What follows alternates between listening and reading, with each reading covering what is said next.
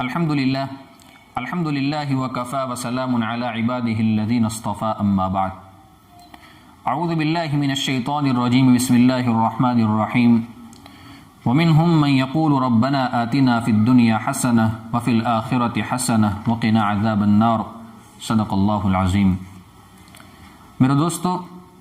گزشتہ کلپ کے اندر میں نے آپ حضرات کی خدمت میں بیان کیا تھا کہ جس طریقے سے اللہ تبارک و تعالیٰ نے جہنم کے اندر آگ کا عذاب رکھا ہے، گرمی کا عذاب رکھا ہے، حرارت کا عذاب رکھا ہے، اسی طریقے سے اللہ تبارک و تعالیٰ نے جہنم کے اندر ٹھنڈک کا عذاب بھی رکھا ہے اور سردی کا عذاب بھی رکھا ہے۔ جہنم کی سردی اور جہنم کی ٹھنڈک کتنی سخت ہوگی، کتنی خطرناک ہوگی، اس سلسلے میں آپ کی خدمت میں چند ایک باتیں پیش کرتا ہوں۔ سب سے پہلے حدیث مبارکہ پر آ جاتے ہیں، اور یہ روایت حافظ ابن رجب حنبلی رحمۃ اللہ علیہ نے اپنی کتاب کے اندر لکھی ہے۔ اللہ کے رسول صلی اللہ علیہ وسلم نے ارشاد فرمایا کہ جہنم کا زمہریر یہ ایک ایسا مقام ہے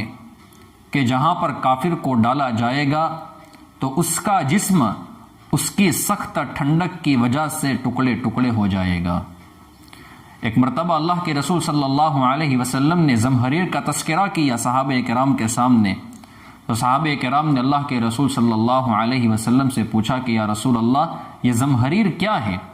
اللہ کے رسول صلی اللہ علیہ وسلم نے فرمایا، یہ ایسا گر ہے جس میں کافر کو ڈالا جائے گا تو اس کی سردی کی شدت کی وجہ سے اس کا جسم پھٹ جائے گا۔ حضرت مجاہد رحمۃ اللہ علیہ فرماتے ہیں کہ جہنم میں ایک طبقہ ہے، اس کا نام ہے زمہریر۔ جب جہنمی جہنم کی گرمی کو برداشت نہیں کر سکیں گے اور جب وہ وہاں سے بھاگیں گے تو ان کو زمہریر کی طرف بھاگنے کا کہا جائے گا، تو وہ زمہریر کی طرف بھاگیں گے۔ جب وہ اس میں گریں گے تو ان کی ہڈیاں ٹوٹ جائے گی، یہاں تک کہ ان کے ٹوٹنے کی آواز بھی سنائی دے گی۔ حضرت مجاہد رحمۃ اللہ علیہ فرماتے ہیں کہ زمہریر یہ ایک ایسا عذاب ہے کہ اس کی ٹھنڈک کو برداشت کرنے کی طاقت اہل جہنم میں نہیں ہے۔ حضرت عبداللہ ابن عباس رضی اللہ تعالیٰ عنہما فرماتے ہیں کہ جب جہنمی گرمی سے جب فریاد کریں گے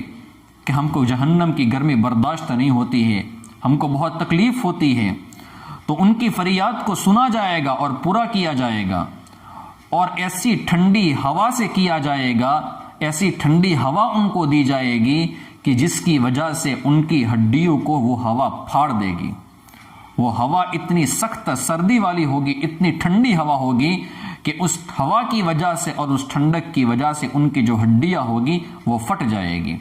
پھر وہ اللہ کے سامنے کہیں گے کہ یا اللہ، ہمیں یہ سردی برداشت نہیں ہوتی ہے، پھر وہ دوبارہ جہنم میں آ جائیں گے، آگ کے عذاب کے اندر وہ لوگ دوبارہ آ جائیں گے۔ عبد الملک ابن عمیر رحمۃ اللہ علیہ کہتے ہیں کہ مجھے یہ بات پہنچی ہے کہ جہنمی جہنم کے داروغہ سے فریاد کریں گے کہ ہمیں جہنم کے کناروں کی طرف نکال دے، تو وہ انہیں دوسری طرف نکال دے گا، پس ان کو ٹھنڈ اور زمہریر جو قتل کر دے گی، یعنی ایسی ٹھنڈی ہوا ان کو لگے گی اور ایسی سردی ان کو محسوس ہوگی کہ اس کی وجہ سے گویا کہ وہ یوں مر رہے ہیں، ان کو ایسا محسوس ہوگا۔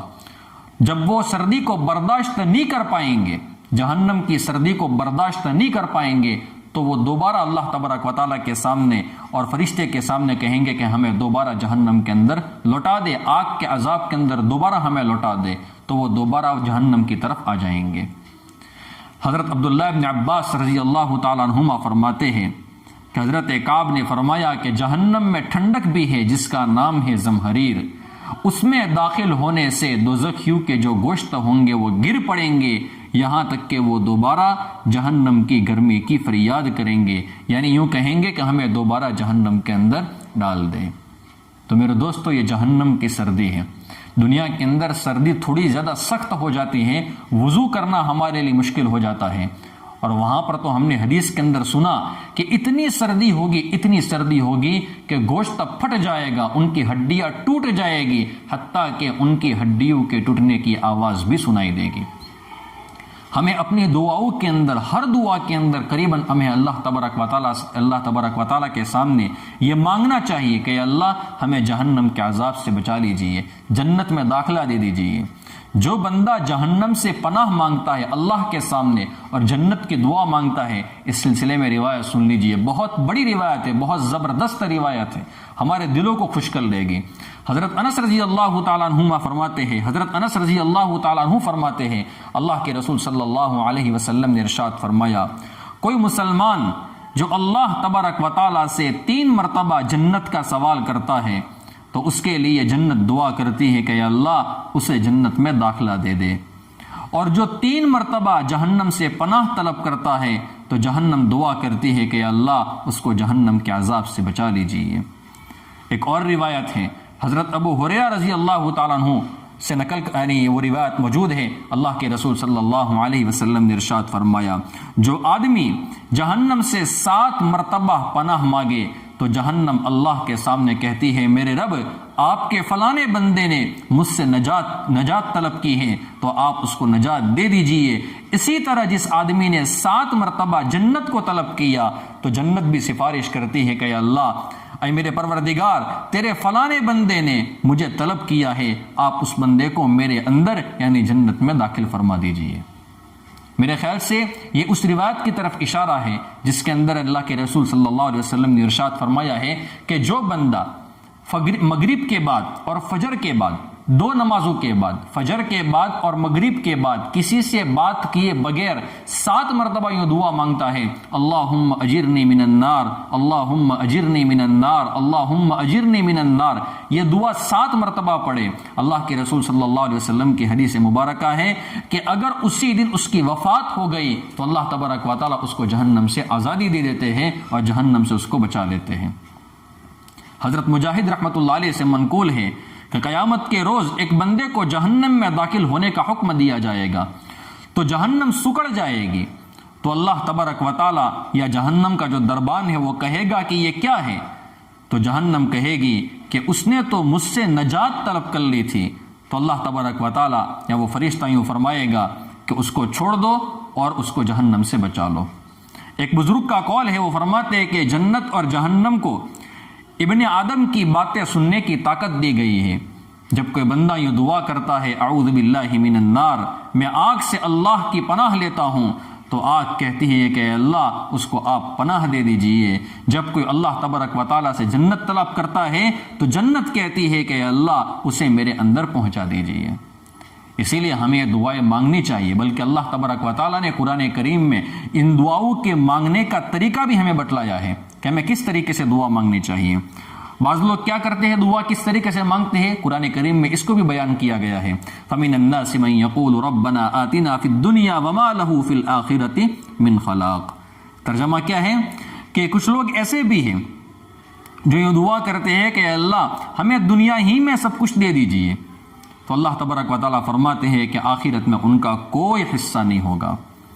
اور جو یوں دعا کرتے ہیں وَمِنْهُمْ مَنْ يَقُولُ رَبَّنَا آتِنَا فِي الدُّنْيَا حَسَنَةً وَفِي الْآخِرَةِ حَسَنَةً وَقِنَا عَذَابَ النَّارِ۔ اللہ رب العزت ارشاد فرماتے ہیں کچھ ایسے لوگ بھی ہیں جو کہتے ہیں اے ہمارے پروردگار ہمیں دنیا کی بھلائی بھی دے دیجئے اور آخرت بھی دے دیجئے اور ہمیں دوزخ کے عذاب سے بچا لیجئے۔ علماء نے عجیب بات لکھی ہے کہ مسلمان کا طریقہ یہ ہونا چاہیے کہ وہ اللہ تبارک و تعالیٰ سے دنیا اور دین دونوں کی بھلائی طلب کرے، دونوں کی بھلائی اللہ تبارک و تعالیٰ کے سامنے مانگے۔ صرف دنیا کے لیے دعا کرنا یہ اس بات کی نشانی ہے کہ اس کا آخرت کے اوپر ایمان نہیں ہے، اور صرف آخرت طلب کرنا اور دنیا کے بارے میں اللہ سے سوال نہ کرنا تو گویا کہ وہ اللہ تبارک و تعالیٰ کے سامنے بے نیازی بتاتا ہے کہ مجھے دنیا کی ضرورت نہیں ہے۔ حالانکہ انبیاء کرام اور اللہ کے نیک بندوں کی صفتوں میں سے ایک صفت یہ ہوتی ہے کہ وہ اللہ تبارک و تعالیٰ کے سامنے دنیا بھی مانگتے ہیں اور آخرت بھی مانگتے ہیں۔ ہم بھی اللہ تبارک و تعالیٰ سے دعا کرتے ہیں کہ اللہ تبارک و تعالیٰ ہمیں دنیا بھی عطا فرمائے، ہمیں آخرت بھی عطا فرمائے، بغیر حساب و کتاب اول وہلے میں ہمیں جنت میں داخلہ نصیب فرمائے۔ آمین یا رب العالمین، وآخر دعوانا ان الحمد للہ رب العالمین۔